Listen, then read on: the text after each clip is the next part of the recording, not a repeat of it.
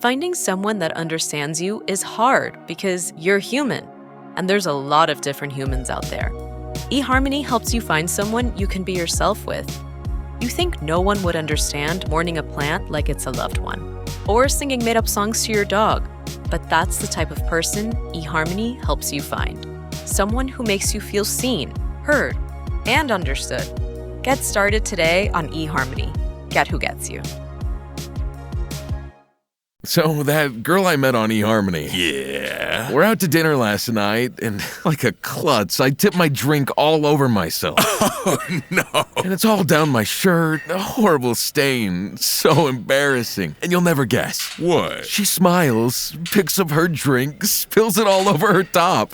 So now we're... No way. Amazing, right? At eHarmony, you'll find someone you can be yourself with. Get who gets you on eHarmony. Sign up for eHarmony today. What if you could improve your glucose control, thus setting you up for a lifetime of good metabolic health, which translates into reduced risk of all chronic diseases?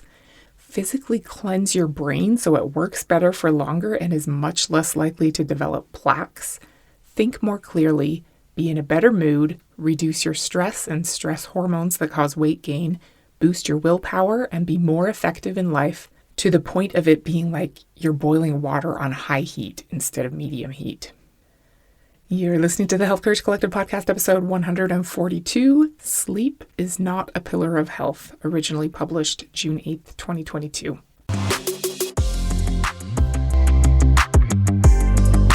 Welcome to the Health Courage Collective podcast, the show for women who are too busy to slog through hours of generalized, inapplicable, and often contradictory health information, but too smart to ignore that a few minutes of focused attention now can prevent years of suffering in the future. I'm your host, Christina Hackett, a pharmacist who doesn't want you to live on prescriptions, a certified coach specifically trained to maximize your potential, and a compulsive learner obsessed with preventative, cutting-edge, holistic, and integrative medicine. I'm on a mission to increase your physical and mental resilience so you can fearlessly look forward to your next 40-plus limitless years. Your time is now. Let's go. Hello, my friend. How has your week been? I hope you are doing great. How is your body fat? Do you love it or love it a little bit more? Have you thought about ways to increase your good body fat? I think it's useful to love all the parts of your body and not just focus on hating and trying to rid yourself of fat. It's there for a reason. You can love your body and still work to change it and help it help you. Today, we're going to talk about how sleep is not one of the pillars of health. What would you say the pillars of health are? Exercise? Eating healthfully? Hopefully, if you've been here a while, you know that breathing is a pillar of health. Those are usually the main ones people mention. In my Health Courage Collective program, I include focus as one of the pillars. If you'd like to work personally with me to co-design your behavior so that you consistently rock those fundamentals and get the results that matter to you, click the link in the show notes and get in on the awesomeness. Sometimes a little direction and a lot of direct accountability can make a big difference. But back to our original question. Do you think sleep is one of the pillars of health? I hope you'd say yes, but the reason the title of this episode is that it's not is from a quote by sleep researcher Dr. Matthew Walker, PhD. He's a neuroscientist and a current professor at UC Berkeley, former professor at Harvard. He has spent decades studying the power of sleep. He wrote a very famous book called Why We Sleep.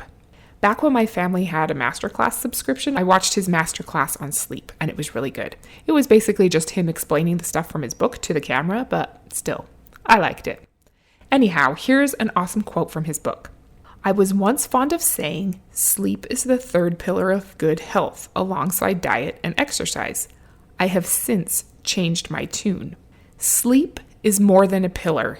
It is the foundation on which the other two health bastions sit. Take away the bedrock of sleep or weaken it just a little, and careful eating or physical exercise become less than effective. End quote.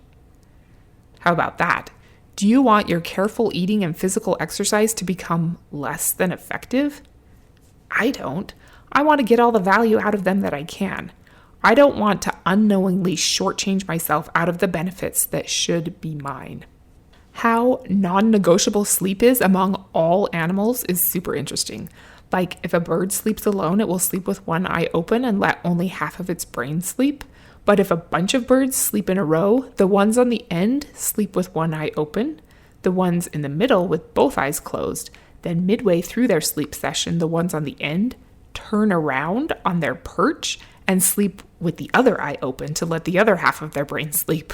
What? Crazy. But all animals are evolved to function optimally only on optimal amounts of sleep. Matthew Walker says to violate millions of years of evolution at your own risk. Yes, we don't want to fall asleep at work or yawn when our boss is talking to us or veer off the road because we didn't get enough sleep. But other than that, isn't it kind of a nuisance? We'd be way more productive if we could use some of those hours getting stuff done. It's admirable to give up your sleep for something more worthwhile, right? Aren't people who sleep a lot kind of lazy? That's what society would have us believe to a certain degree, that a full night of sleep is for lazy people or boring people. It's definitely common to think that staying up late scrolling or watching Netflix or chatting or clearing out your inbox is no big deal. If you remember, one of my favorite quotes, I've repeated it more than once now, is from Krishnamurti, who says, "It is no measure of health to be well adjusted to a profoundly sick society." That so applies here. Why? If 5 to 6 hours in bed is enough to get by without falling asleep at work, yawning when your boss is talking to you, or veering off the road, what does it matter? As it turns out, quite a lot. Like a jumbo huge amount. Joseph Kosman says, "The best bridge between despair and hope is a good night of sleep." Pretty true, right? Research shows that chronic insufficient sleep is associated with the development of Alzheimer's disease, and prioritizing sleep has been scientifically proven to lower your Alzheimer's risk. Insufficient sleep increases our risk of developing cancer and mood disorders. Interestingly, according to Matthew Walker, insufficient sleep doesn't just put you in a chronically negative mood and hold it there. Rather, the underslept brain swings excessively to both extremes of emotional variance. So you're less zen or even keel when you haven't gotten enough sleep. Have you felt that before? I know I have. I'm much less flusterable when I've slept well. Dr. Eve Van Cotter, PhD, calls sleep deprivation the royal route to obesity. Wow. Sleep deprivation decreases your insulin sensitivity, disrupts your hormone cycles, and depresses your brain function. Dr. William Dement, chairman of the National Commission on Sleep Disorder Research, says, "The national sleep debt is larger and more important than the national financial debt." That's pretty significant. Are you a contributor to the deficit? You might be, even if you think you're not. And if you are, you're not the person that you could be. And the country is missing out on the chance to benefit from your awesomeness. Hey there, just a quick interruption to say I think the jury's still kind of out on how bad and in what way it's really bad to put aluminum on your skin, but it doesn't seem great, and I figured, why not avoid it? Well, because all of the aluminum-free deodorants I ever tried didn't work. Until I tried Lume. This is the first aluminum-free deodorant I ever tried that actually worked. I was instantly converted. Then, over time, I discovered that the answer to my whole family's itchy skin after every shower problem is Lume's acidified body wash. It's awesome, and their acidified body butter keeps our skin soft and hydrated. They even have a laundry product that makes your clothes smell great. I can't say enough good about Lume. Plus, their commercials are hilarious. You should watch one on YouTube if you haven't seen one yet. If you want to give Lume a try, there's a link in the show notes that will give you $5 off your order. My favorite is the Pink Peony Body Wash. It smells like washing yourself with bubble gum, which I wouldn't recommend, but I do recommend Lume. Okay, back to the show. I have a grundle of fabulous quotes from people who are way smarter than I am and say it way better than I could. I hope you benefit from them. Here's one from Sean Stevenson in his book, Sleep Smarter. The consequences of sleep deprivation aren't pretty. Try immune system failure, diabetes, cancer, obesity, depression, and memory loss, to name just a few. Most people don't realize that their continuous sleep problems are also a catalyst for the diseases and appearance issues that they're struggling with. Studies have shown that just one single night of sleep deprivation can make you as insulin resistant as a type 2 diabetic. This translates directly to aging faster, decreased libido, and storing more body fat than you want. Now stretch that over weeks, months, even years, and you can start to see why lack of sleep can be such a huge problem. End quote. Here's something fascinating that I learned from Matthew Walker's masterclass and book. I had heard some of this stuff here and there and figured it didn't really apply to me because I like to sleep. I feel like I'm good at it for the most part. And I don't pull all-nighters or stay up till 2 a.m. or anything like that. Surely that's what they mean by being underslept, right? Getting by on 2 or 3 hours of sleep regularly. Well, he talks about a big sleep experiment that is done on 1.5 billion people every year. You've probably been a part of this experiment. It's called daylight savings time. When we all lose an hour of sleep opportunity every March, careful examination of hospital records shows that there is what he calls a frightening spike in heart attacks and traffic accidents the following day. That really struck me because 1 hour on one single night? Really? That's like one TV show episode. Doesn't seem that significant, but it is. And in October, there's one day when the rates of heart attacks and traffic accidents plummet. You guessed it. When we fall back and have an extra hour of sleep opportunity, we function better. We die less. 1 hour on one single night makes a difference. So, in thinking through our different pillars of health, here's another long quote from Matthew Walker. A balanced diet and exercise are of vital importance, yes. But we now see sleep as the preeminent force in this health trinity. The physical and mental impairments caused by one night of bad sleep dwarf those caused by an equivalent absence of food or exercise. It's difficult to imagine any other state, natural or medically manipulated, that affords a more powerful redressing of physical and mental health at every level of analysis. Based on a rich, new scientific understanding of sleep, we no longer have to ask what sleep is good for. Instead, we are now forced to wonder whether there are any biological functions that do not benefit from a good night's sleep. So far, the results of thousands of studies insist that no, there aren't. Emerging from this research renaissance is an unequivocal message. Sleep is the single most effective thing we can do to reset our brain and body health every day. End quote. I hate being salesy, which I mentally equate with being sleazy or, used car salesmanish. This is a problem in my life, but I do hope I'm selling you on this well enough. I think most people kind of know that sleep is important, but they don't know how vital it is and how little sleep lost actually still has big ramifications. How much of a difference a few more minutes of sleep can make. Do you know how much sleep you should be getting? Everyone's a little bit different, but according to Dr. James B. Moss, PhD, who is a big-time sleep researcher and high-performance authority, 10 hours a night is required for optimal performance. I know I've always thought that 8 is the goal, so 10 seems a little crazy. I know there are plenty of professional athletes who do get 10 hours of sleep every night, and that's why they're able to dominate their profession. But for everyone? According to Dr. Moss, yes, but only if you want to function optimally. Here's a quote from him. Before Thomas Edison's invention of the electric light in 1879, most people slept 10 hours each night. A duration we've just recently discovered is ideal for optimal performance. When activity no longer was limited by the day's natural light, sleep habits changed. Over the next century, we gradually reduced our total nightly sleep time by 20% to 8 hours a night. But that's not nearly the end of the story. Recent studies indicate that Americans now average 7 hours a night, approximately 2.5 hours less than the ideal. Amazingly and foolishly, 1/3 of our population is sleeping less than 6 hours a night. Are we losing our minds? End quote.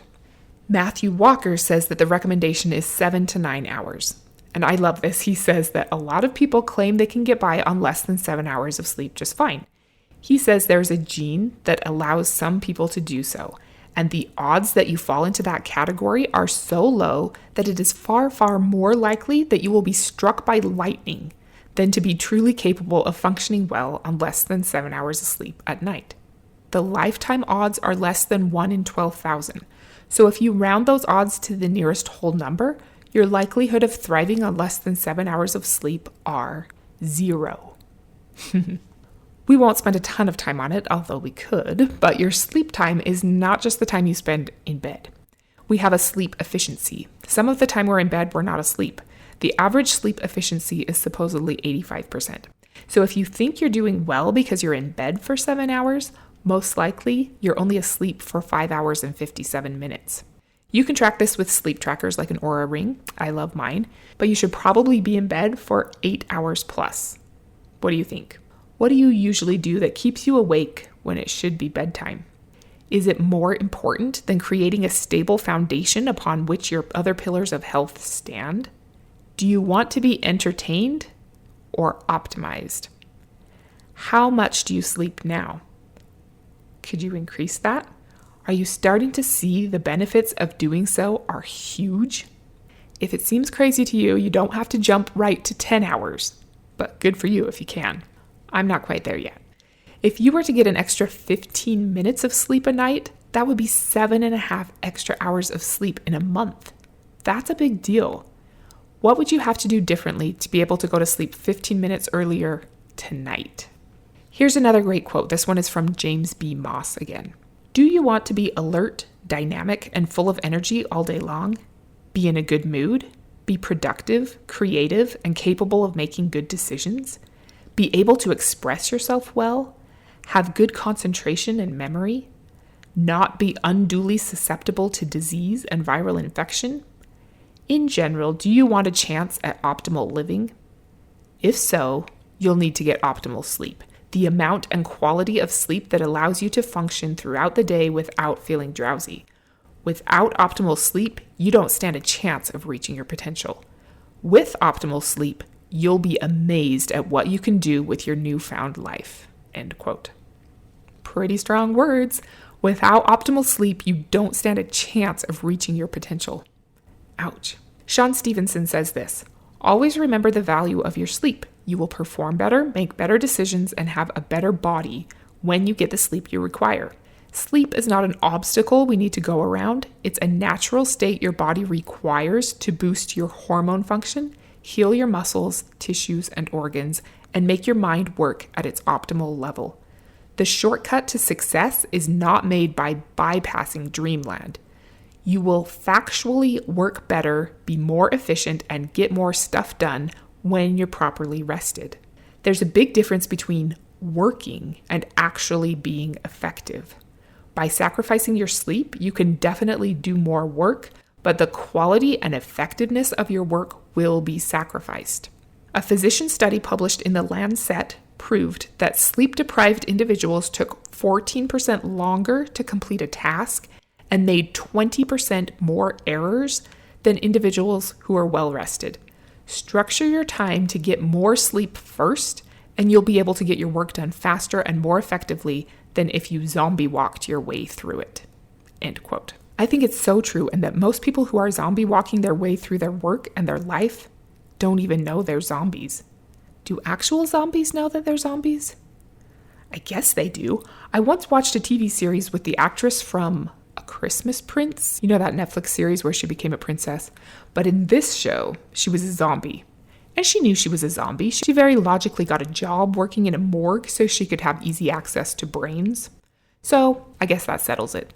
Zombies know they're zombies, but underslept people usually don't know that they're underslept, or that they could be so much more effective, efficient, and accurate if they were to prioritize getting a little more sleep. James Moss talks about that in his book. He calls it baseline resetting. Remember, he's the guy that says 10 hours a night is the optimal. He says people who don't get enough sleep acclimate to their impaired performance, and that low energy state becomes their accepted norm. They have no idea that their mental aptitude and physical vitality are compromised, or that their slow accumulation of ill health is caused by missed sleep. He says, quote, "Based on epidemiological studies of average sleep time, millions of individuals unwittingly spend years of their life in suboptimal states of psychological and physiological functioning, never maximizing their potential of mind or body due to their blind persistence on sleeping too little." End quote. The 1/3 of your life you spend sleeping has profound effects on the other 2/3 of your life. We're conditioned to believe that our value comes from our productivity and that it's honorable to burn the candle at both ends in order to check off more to-do items. But what we're missing is how much more quickly we could check off those items and how much better they would get done if we were operating from an ideal psychological and physiological state. It's like the old Stephen Covey metaphor of sharpening the saw. If you say you're too busy cutting down a tree and don't have time to stop and sharpen your saw, it will take you way longer and be a lot more unpleasant. The few minutes you spend sharpening the saw are returned to you many, many times over in efficiency, effectiveness, and ease of work. Have you been keeping track of all the good things I've mentioned that sleep does? I have, and it's not even an exhaustive list. There are all kinds of rigorously controlled scientific studies on college students that show that you're far less likely to get sick from a cold if you sleep just 1 hour more a night. And epidemiologic studies about cancer and Alzheimer's and heart disease, even skin aesthetics. So, here we go.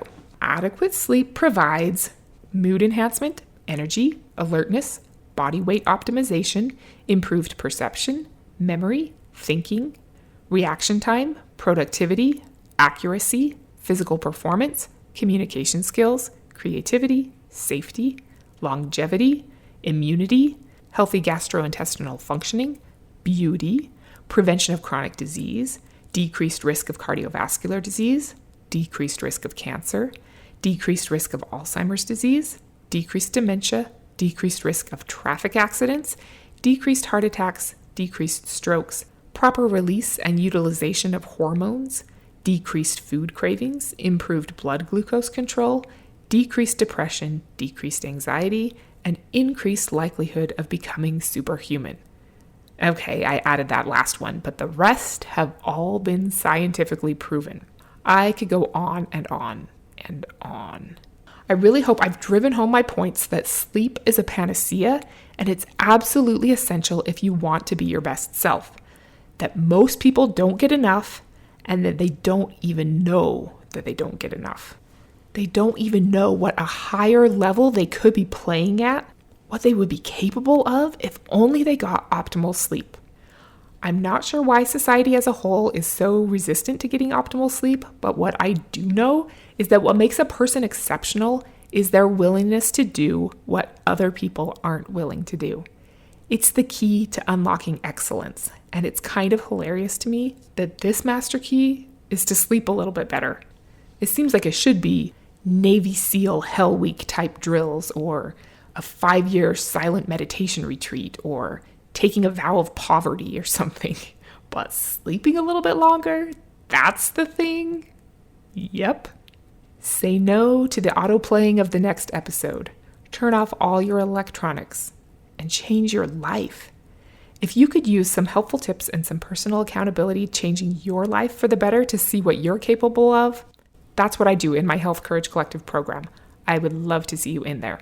I still have a ton of information on how to tell whether you're sleeping enough and how to improve your sleep quality and quantity, so if that's something that would be helpful to you, click the link in the show notes for your episode suggestion and suggest that I do an episode on that. I'd be happy to.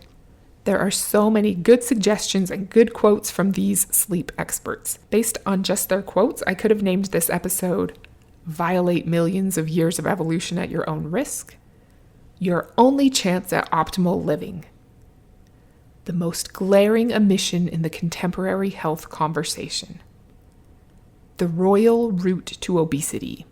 Without this, you don't stand a chance of reaching your potential," or "The Greatest Public Health Challenge of the 21st Century."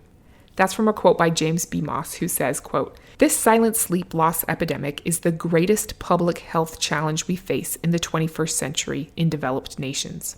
If we wish to avoid the suffocating effects of sleep neglect, the premature death it inflicts, and the sickening health it invites, a radical shift in our personal, cultural, professional, and societal appreciation of sleep must occur." End quote. Thank you so much for being here today. We'll end today with a great quote from Matthew Walker's book, Why We Sleep. "Amazing breakthrough! Scientists have discovered a revolutionary new treatment that makes you live longer. It enhances your memory and makes you more creative. It makes you look more attractive. It keeps you slim and lowers food cravings. It protects you from cancer and dementia. It wards off colds and the flu. It lowers your risk of heart attacks and strokes, not to mention diabetes. You'll even feel happier and less depressed, less anxious. Are you interested?" While it may seem hyperbolic, nothing about this fictitious advertisement would be inaccurate. If this were a drug, many people would be disbelieving. Those who were convinced would pay large sums of money for even the smallest dose. Should clinical trials back up the claims, which they do, share prices of the pharmaceutical company that invented the drug would skyrocket. Of course, the ad is not describing some miracle new tincture or cure-all wonder drug, but rather the proven benefits of a full night of sleep. The evidence supporting these claims have been documented in more than 17,000 well-scrutinized and scientific reports to date. As for the prescription cost, well, there isn't one. It's free.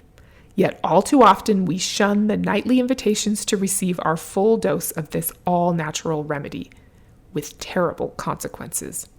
Failed by the lack of public education, most of us do not realize how remarkable a panacea sleep truly is. End quote. Next week, we're going to talk about your most important relationship. You want to get it right. Until then, enhance every biological function you have by building a solid base to support all of your other pillars of health. And don't be normal. Thank you so much for tuning into the Health Courage Collective podcast. I am truly honored that you have paid me the enormous compliment of your time and attention. I would be so grateful if you would share this podcast with someone you know and subscribe so you never miss an episode. This podcast is for entertainment and information purposes only. Statements and views on this podcast are not medical advice. This podcast, including Christina Hackett and producers, disclaim responsibility for any possible adverse events by use of information contained herein. If you think you have a medical problem, consult a licensed physician.